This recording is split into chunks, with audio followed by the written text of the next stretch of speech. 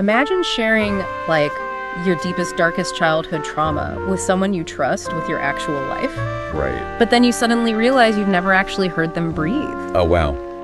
Yeah, that is a jarring thought. Right. I mean, you know their deepest fears, their career aspirations, their complicated relationship with their parents, but you have absolutely no idea what their laugh sounds like in a quiet room, or even just how they hold a coffee cup. Welcome to the deep dive. It really is the ultimate modern condition, isn't it? Oh, totally. We are carrying around these pocket-sized portals that give us the illusion of profound intimacy. But physically, we're just sitting completely alone in a dark, empty room. Exactly. So today we are pulling apart a stack of sources that tackle this exact phenomenon. And we've got some really fascinating material to go through. We do. We are looking at the psychological romance novel Fever Dreams by author KJ. But to really get to the bottom of what she is doing, we are cross-referencing the novel with her deeply personal blog posts from a site called K's Odyssey. Which are incredibly revealing, by the way. They really are. And we're also bringing in some incredibly sharp literary critiques of her work to balance it all out. Our mission today is to use her novel as a lens to really examine the digital paradox. Wait, the digital paradox. We are looking at how it is entirely possible to be technologically hyper-connected while remaining fundamentally existentially isolated. The protagonists of the book, Dev and Mira, they act as our primary case study here for a relationship constructed entirely through screens. Okay, let's unpack this. Because the world KJ builds is, well, it's almost uncomfortably relatable for you, the listener. It hits very close to home. It really does. So let's look at who these characters are. On one side of the country, we have Dev. He is a machine learning engineer and an Army reservist living in Phoenix. Right? So just think about his daily life for a second. It is meticulously organized. He literally writes algorithms designed to predict outcomes and minimize risk. His entire world is highly structured. Exactly. But the literary critiques point out that beneath all that armor, he's, suffocating from this profound existential dread. And then on the exact opposite side of the country, in San Francisco, we have Mira. And her situation provides this really stark contrast. Yeah, she is in a completely different headspace. She was an engineer in Silicon Valley by day and an artist by night, but she was recently laid off. Right, the rug got pulled out from under her. Exactly. So while Dev is desperately trying to control his highly structured life, Mira is just drowning in the sudden violent loss of hers. Her daily routine, her professional identity, all of it is completely disintegrated. She's just wandering through this maze of uncertainty. And they are both carrying around what the literary critics have dubbed the quiet burden of big city loneliness. Such a great phrase. It really is. It's that feeling where you are surrounded by millions of people, yet you feel totally invisible. Right. So they do what so many of you have probably done at some point. They download a dating app, they step into the digital wilderness. As we all do. Right. But instead of the usual superficial small talk and swiping, they fall into this intense, highly vulnerable dynamic almost immediately. Well, the author describes these digital platforms as a fragile sanctuary, which is a highly specific and really interesting term. A fragile sanctuary, I like that. Right, because the screen acts as a protective barrier. When you remove the physical friction of a face-to-face encounter, the eye contact, the nervous body language, the awkward pauses. All the stuff that makes you sweat on a first date. Exactly. Without all that, people often feel emboldened to strip away the masks they wear in the physical world. In her blog, KJ breaks down the psychology of this perfectly. What does she say about it? She notes that we confess things to a glowing rectangle that we would never say out loud, mostly because physical distance makes honesty feel less biologically dangerous. Your nervous system isn't constantly scanning the room for immediate threats or rejection cues. But the sources are quick to point out that this sanctuary also functions as a cage. It creates this intense longing, but it prevents any actual grounding in reality. Yes, exactly. We are talking about the halo effect here, because they are only communicating in fragments, text messages, curated photos, those little typing bubbles. Oh, the typing bubbles are the worst. They really are. But because of that, their brains naturally fill in the missing information with idealized traits.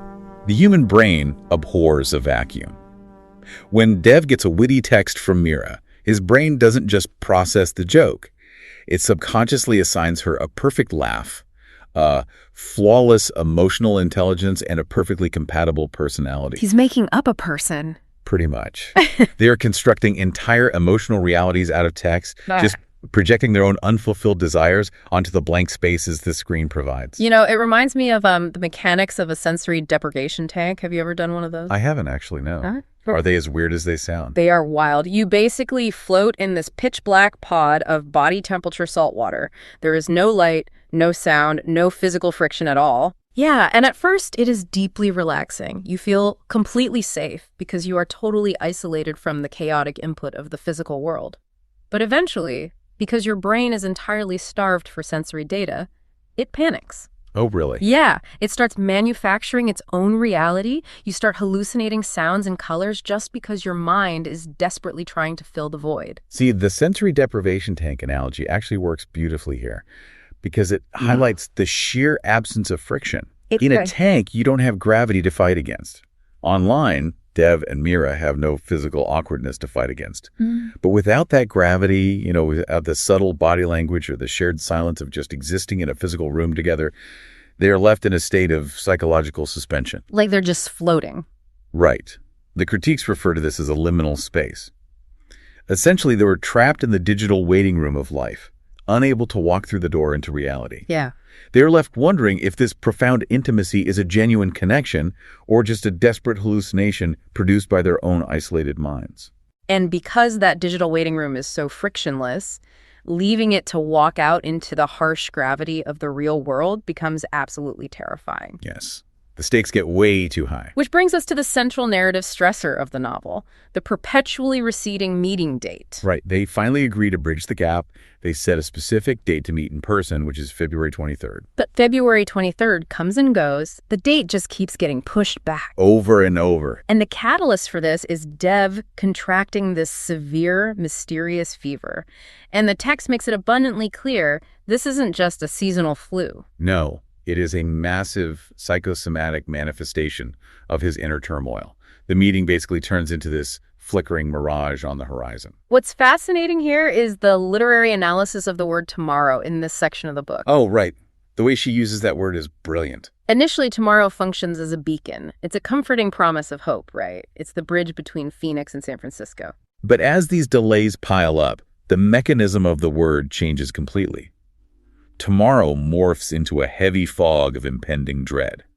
It literally becomes a weapon used to stall. Think about the everyday version of this, right? Like, think about the last time you left someone on red for a few hours. Oh, guilty as charged. We all do it, but you weren't necessarily too busy to send a 2-second text. You were subconsciously controlling the pace of the intimacy. That is so true. You were managing the distance. Dev is doing the exact same thing on a macro level. He is weaponizing the concept of tomorrow. And the waiting itself becomes the primary activity of the relationship.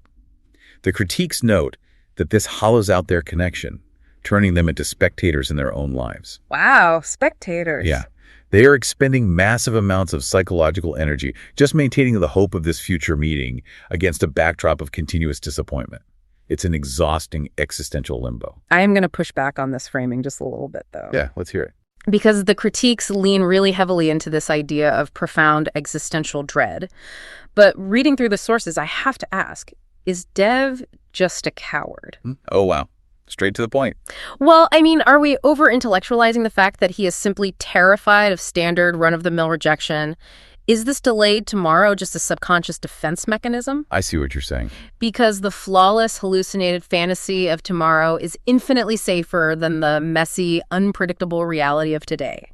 He knows he can't live up to the digital version of himself. Well, I wouldn't call it simple cowardice, but you are hitting on the exact psychological mechanism KJ is dissecting here. It is absolutely about the terror of collapsing the illusion. Right. In her blog post on the topic, she writes extensively about the fear that what feels incredibly intimate in the safety of today might turn into awkward, unbearable silence tomorrow. The dreaded awkward silence. Exactly.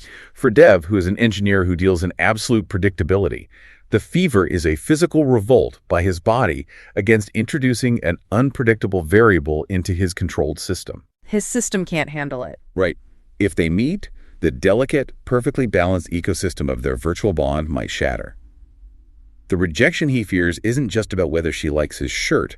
It's the fear of losing the one sanctuary he has built. But the human brain can only suppress that kind of cognitive dissonance for so long.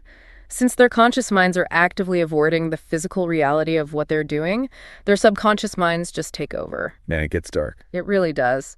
These anxieties violently invade their sleep, turning their internal worlds into surreal, literal nightmares. The surrealism KJ employs here draws heavily on Franz Kafka.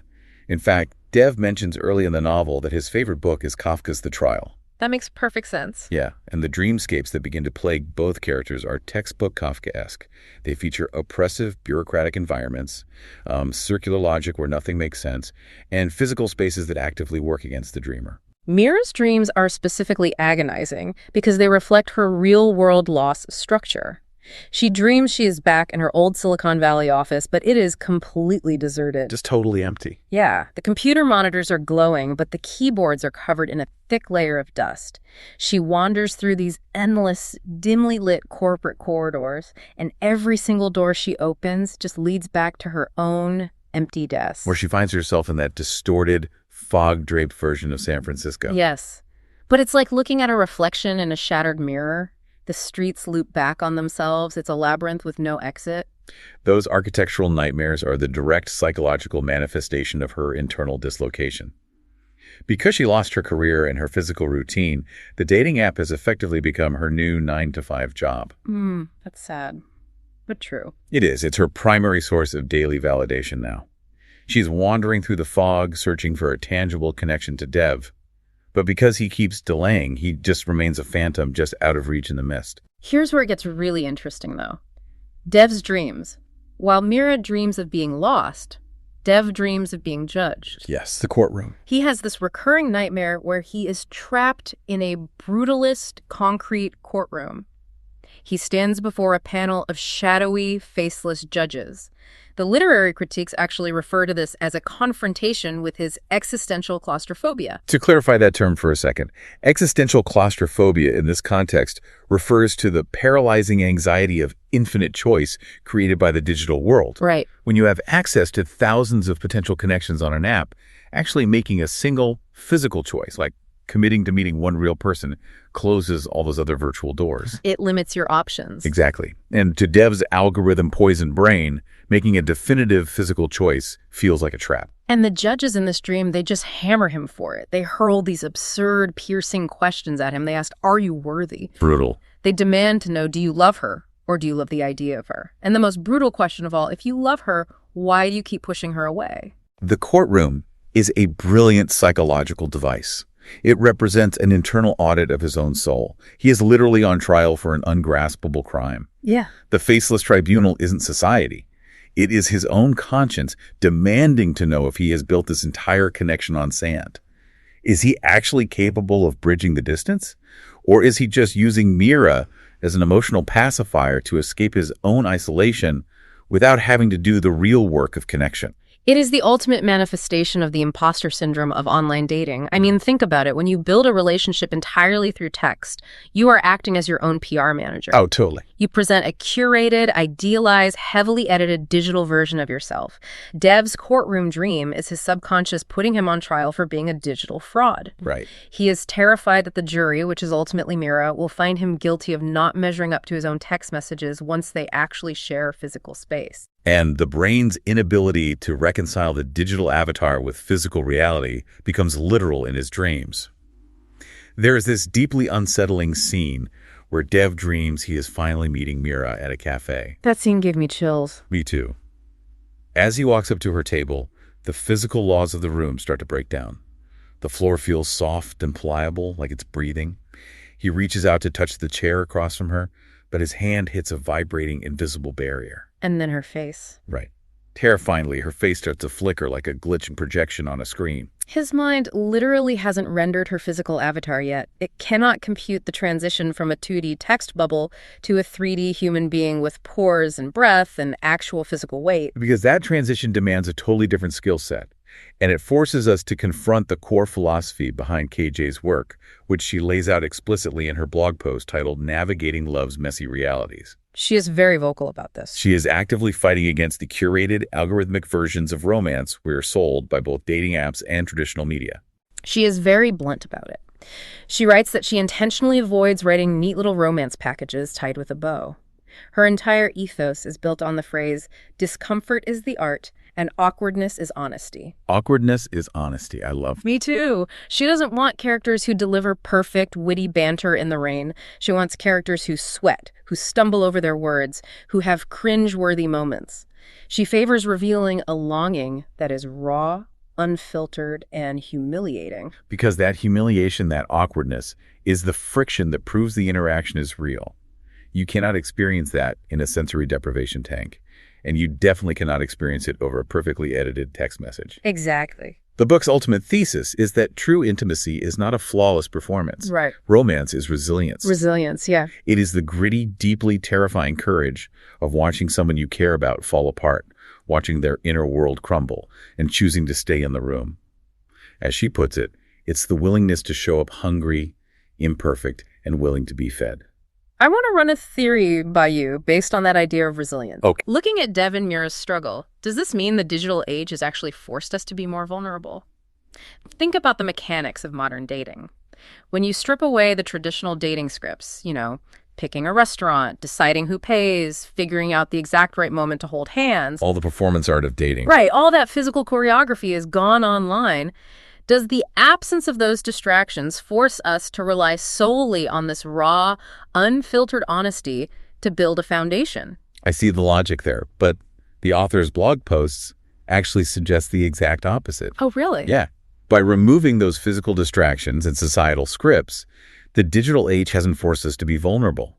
It has given us a tool to powerfully simulate vulnerability from a perfectly safe distance. Wow. A simulation. Yes. Dev and Mira share their deepest traumas quickly because the screen protected them from the immediate physical consequences of that sharing. It creates a powerful spike in the nervous system. Like a profound feeling of being seen. Exactly. But it lacks the physical grounding required to test that resilience in the real world. KJ points out that typing "I'm here for you" while you are comfortably sitting in your own living room is an entirely different biological event than physically sitting next to someone while they're having a panic attack. Right. Because in the physical space, you can't just close the app and walk to the fridge when things get too heavy. You have to endure the discomfort of their physical presence. Which is why she writes that presence without performance is the greatest gift. The true test of Dev and Mira's bond isn't whether they could exchange beautifully written, honest messages in the dark. Right. It is whether their connection can withstand the awkward, messy, entirely uncurated reality of each other's physical bodies occupying the same space. Someone can access your inner world for months without ever taking a single step into your real one. So what does this all mean? When we pull back from the Kafkaesque dreamscapes and the algorithmic anxiety, Fever Dreams clearly isn't just a story about two people trying to organize a coffee date. Not at all. It's a mirror held up directly to the listener's daily life. It highlights this universal, ancient desire we all have to escape our isolation and be truly, completely seen.